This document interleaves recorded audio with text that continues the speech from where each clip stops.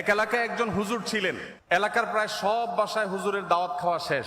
কোনো মহিলা রান্না করে ওই হুজুরকে খাবার খাইয়ে কখনো শান্তিতে থাকতে পারতো না।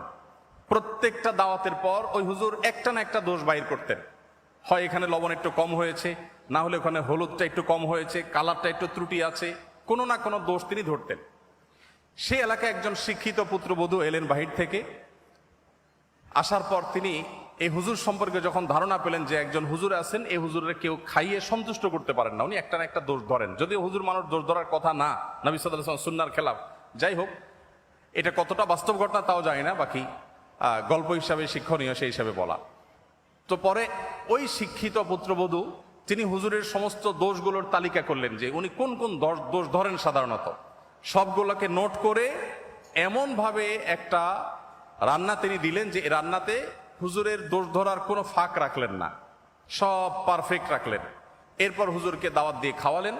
খাওয়ার পরে এবার পুরুষদের দিকে দিয়ে জিজ্ঞাসা করলেন, এবার হুজুরকে জিজ্ঞাসা করো আজকের খাবার কেমন হয়েছে, কমেন্ট করতে বলো। এখন বেচারা হুজুর দেখলেন যে আসলে কোনো কমেন্ট করার জায়গা নেই।